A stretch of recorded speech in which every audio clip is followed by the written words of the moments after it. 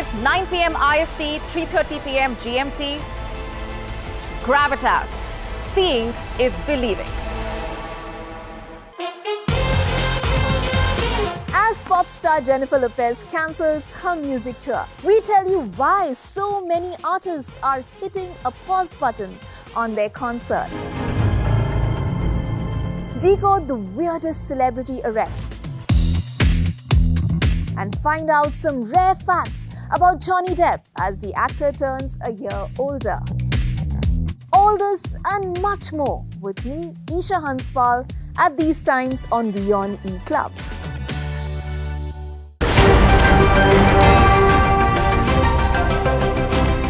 Ready to dive into your daily dose of news? Bringing you what's trending in the West and all that's setting trends in the East. And all of this served up with a side of insightful banter. We don't just bring you the latest stories. We bring you your talking points for the day. And while you do that, from the busy streets of New York, I will provide you with deeper insights on the developments through the course of the day in the US. And I will be here at the WION headquarters, getting you all the action from the universe of sport. All that you need to know about your favorite teams and players, right here. The show that keeps you ahead of the global curve. A conversation you'd want to be a part of. A place where news becomes an engaging exchange. We bring you stories that impact your present. This is World DNA. Join the conversation.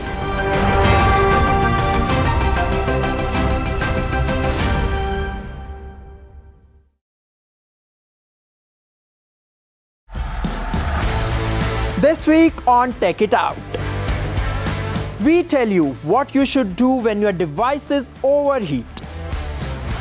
We show you how cobots are revolutionizing industrial efficiency. And find out how tech solutions are powering the 2024 Paris Olympic Games. This and more on WION World is One at these times.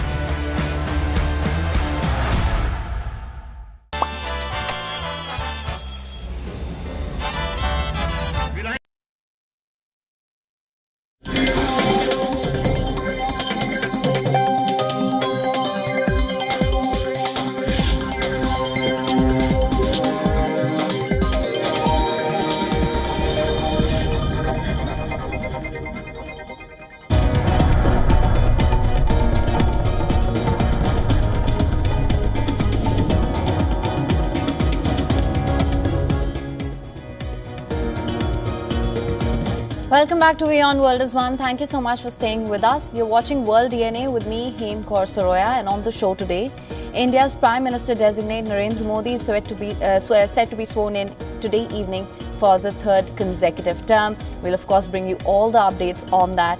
Let's start by looking at the headlines first.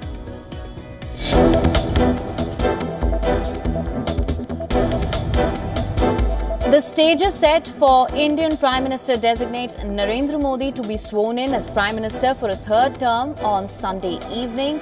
Heavy security in place in New Delhi with top leaders of 7 South Asian nations to attend the ceremony.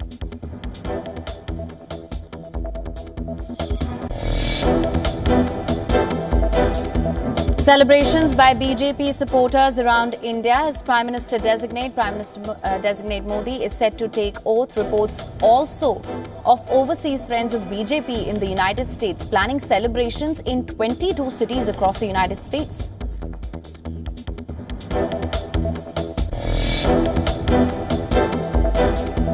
Israeli War Cabinet Minister Benny Gantz put his proposed resignation from Benjamin Netanyahu's cabinet on hold after Israeli forces rescued 4 hostages in a dramatic operation.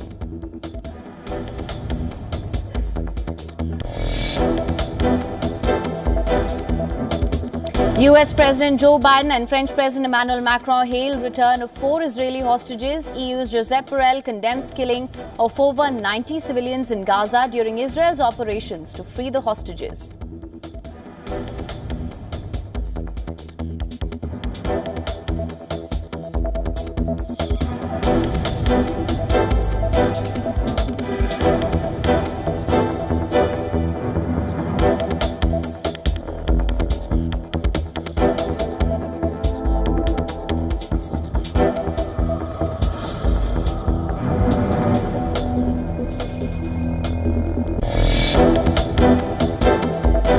After Italy and Slovakia, France and Germany among the nations to vote in the last phase of the EU elections, German Chancellor stresses on freedom of speech at the last rally of the polls in Germany.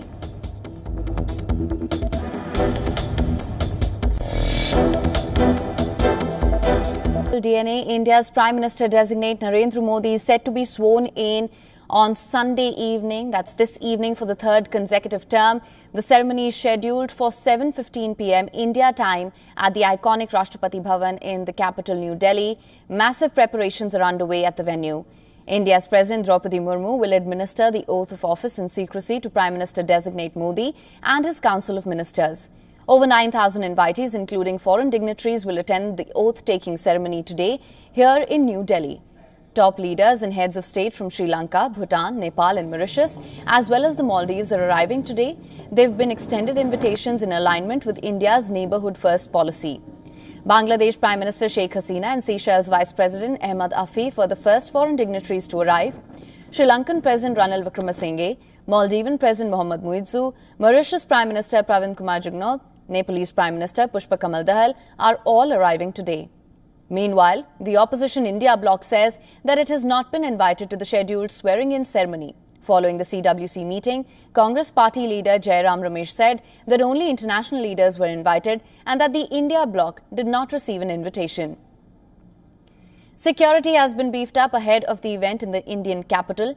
Delhi has been declared a no-fly zone for Sunday and Monday. Rashtrapati Bhavan cancelled the weekly change of guard ceremony on the 8th, 15th and the 22nd of June ahead of the preparations, while prohibitory orders have been issued banning large gatherings. A three-layered security system will be in place around the Rashtrapati Bhavan. Around 2,500 personnel, including 5 companies of paramilitary forces and Delhi Armed Police Forces, will be deployed. Snipers, armed police personnel and drones will secure routes that the dignitaries will take. Delhi Police has issued a traffic advisory in the national capital. Several roads in central Delhi have been closed and the traffic diversions are in place. Only pedestrian movement is allowed. Around 2,500 police personnel, as I mentioned earlier, have been deployed. Prime Minister designate Modi is expected to hand over a list of ministers to be sworn in to his new cabinet a few hours ahead of the swearing-in ceremony. Nearly 15 spots in the Union Council of Ministers can go to the NDA allies. Sources say the BJP wants to keep the top ministries of Home, External Affairs, Defence and Finance with itself, along with some other key ministries like Railways, Road, Transport, Law, Information Technology and Education. The TDP may get 3 berths in the Council of Ministers, including a cabinet post and 2 ministers of state. The JDU similarly could be in the running for 3 berths, a full cabinet minister position and 2 ministers of state. The Shiv Sena of Eknath Shinde, with 7 seats, can also get a cabinet post and a minister of state berth.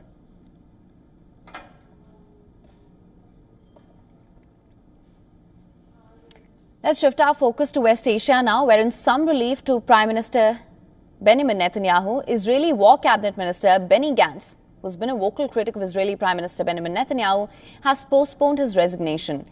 The leader of the centrist National Unity Party cancelled his earlier plan to resign from the cabinet after the rescue of 4 Israeli hostages in Gaza on Saturday. Gantz had set the 8th of June ultimatum 3 weeks ago. He was slated to conduct a press conference on the day of the party's deadline to leave Netanyahu's government. Israeli Prime Minister Benjamin Netanyahu asked the War Cabinet Minister Benny Gantz not to resign after Gantz threatened to quit over the lack of post-war strategy for the Gaza Strip. With Gantz gone, Netanyahu would have lost the backing of a centrist bloc that has helped broaden support for the government in Israel and abroad.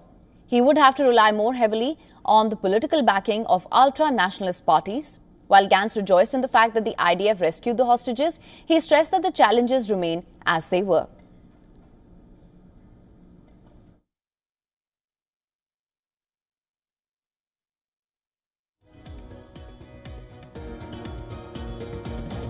צריך לזכור כי כל האתגרים איתם מתמודדת ישראל, באשר להשבת יתר 120 החטופים והחטופות, ובאשר ליתר האתגרים הביטחוניים בכלל זירות המלחמה מול האזור, מול העולם, כמו גם מבית פנימה.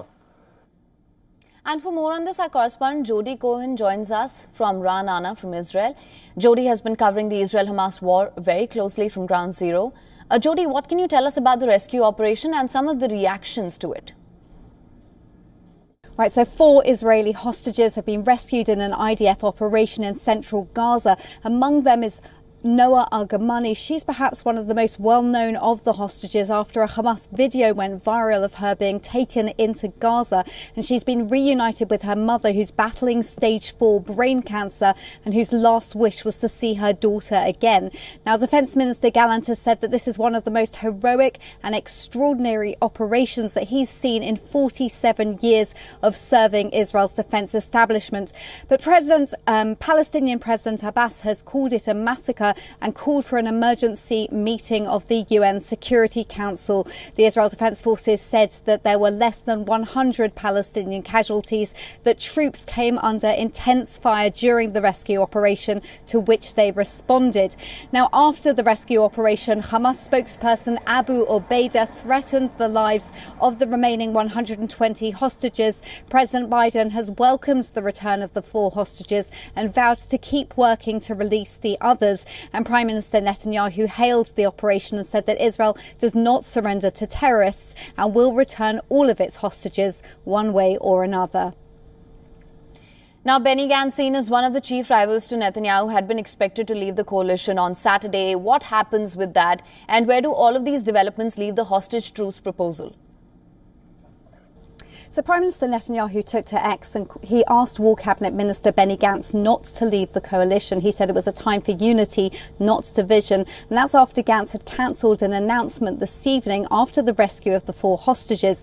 And in the announcement, he had been expected to announce that he was leaving the emergency coalition.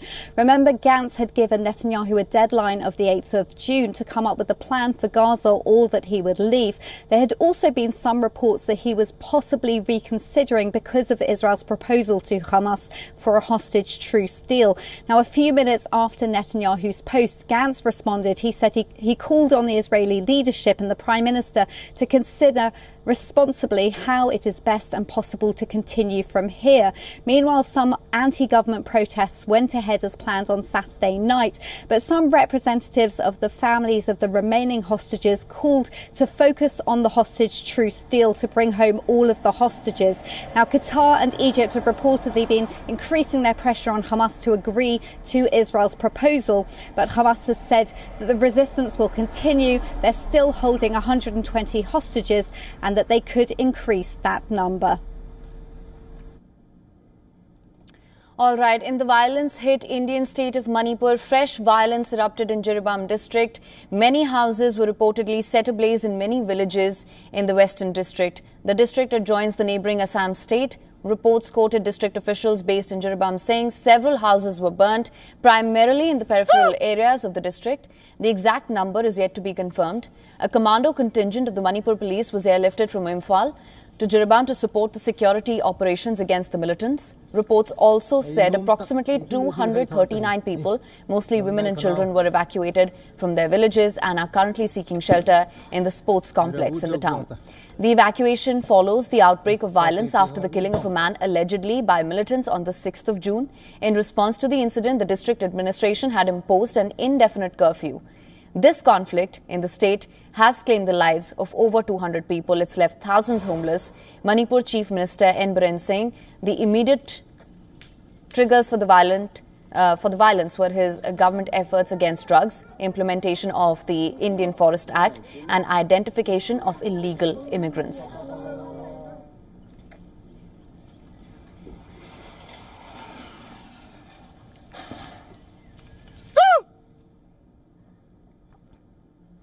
Now, have you ever wondered what you should order at a new restaurant that opened up in your neighborhood?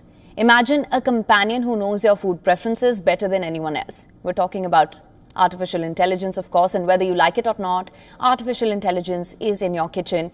But is it a recipe for disaster or a feast you didn't imagine? Take a look at our next report to find out.